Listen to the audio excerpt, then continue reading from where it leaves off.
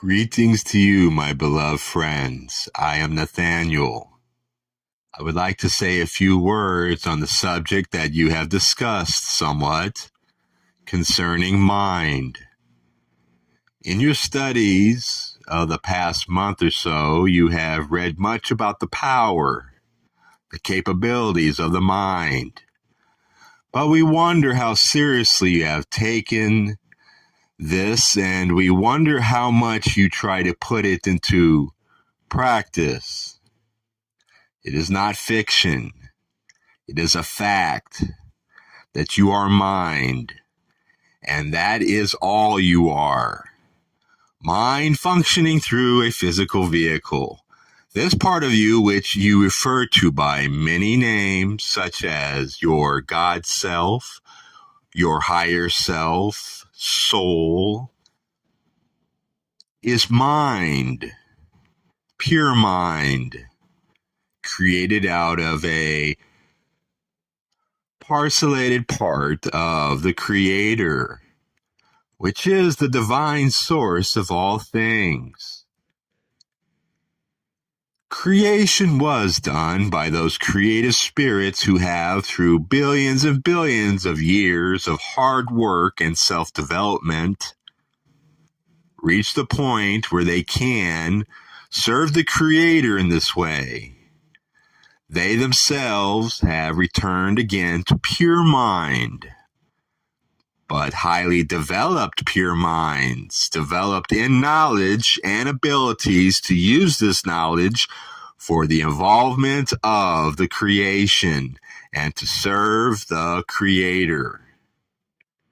Realize, my friends, that this mind has no limitations as to its abilities to create.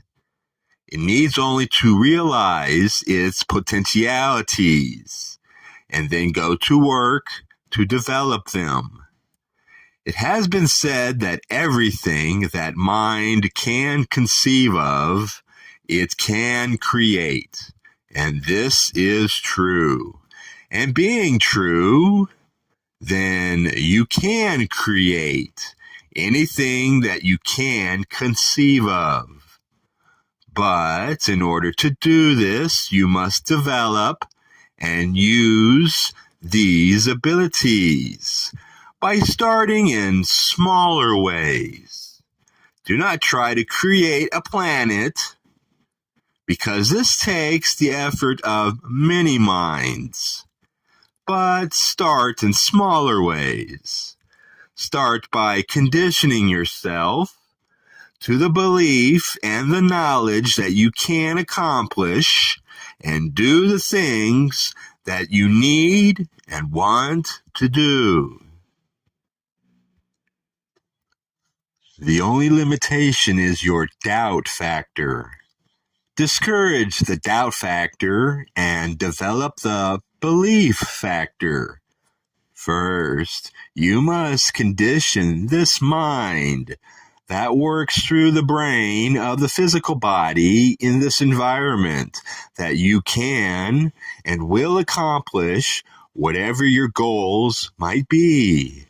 Continually tell yourself, as though you were talking to another person, that you can do this and you will do this, and that the methods that are necessary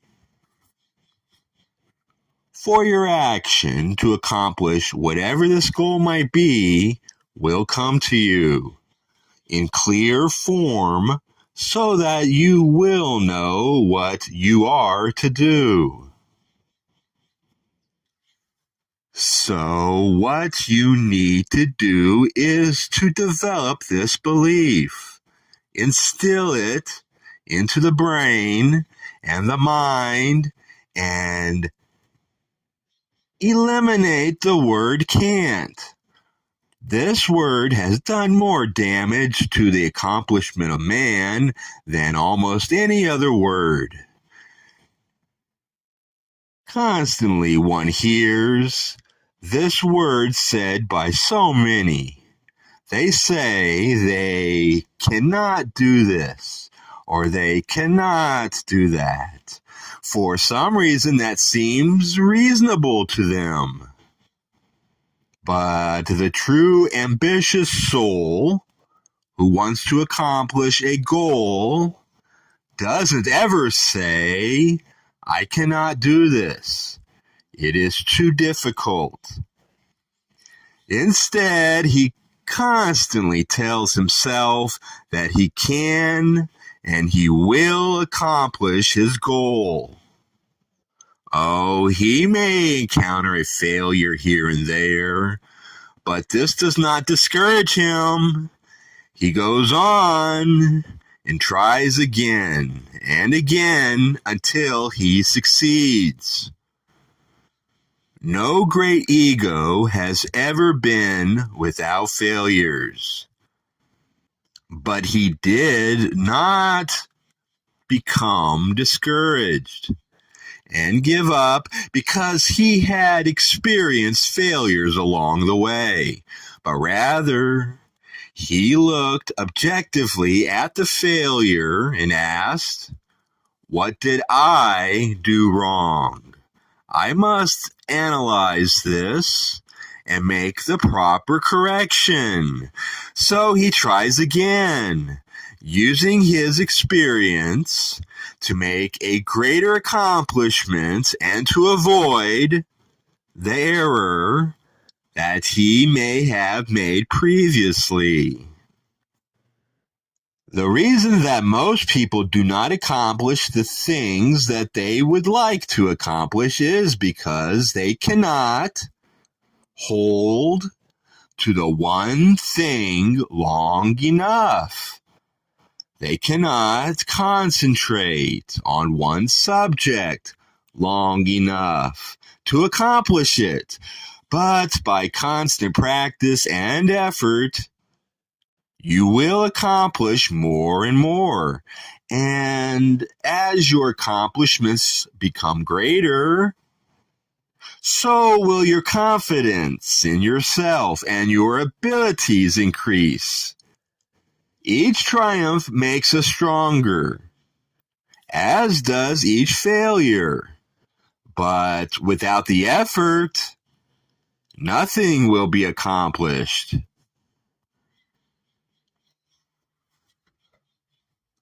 Too often, when one is trying to achieve an accomplishment, they become discouraged and give up just a moment too soon. And when this happens, they have negated and wasted a lot of energy. So if you would accomplish something, make up your mind as to what your goal is and why you wish to accomplish this goal, and then go after it. First, with the mind, and then with the action, inspired by the mind. As once it was said in reference to failure, faith without works is dead. So, it takes a combination of mental concentration, followed by the inspiration brought about through this concentration of the necessary efforts and actions. This inspiration may come about in various ways, through an intuitive idea, an inspiration of some kind that will come to you, or an opportunity that may present itself in the outer, which you need to act upon. So, my beloved ones, when you set goals to achieve, keep all of these things in mind and remain steadfast and secure in your beliefs. Know that nothing can stop you from achieving that goal. As I leave you, beloved ones, I extend to each of you my love, my peace, and my blessings.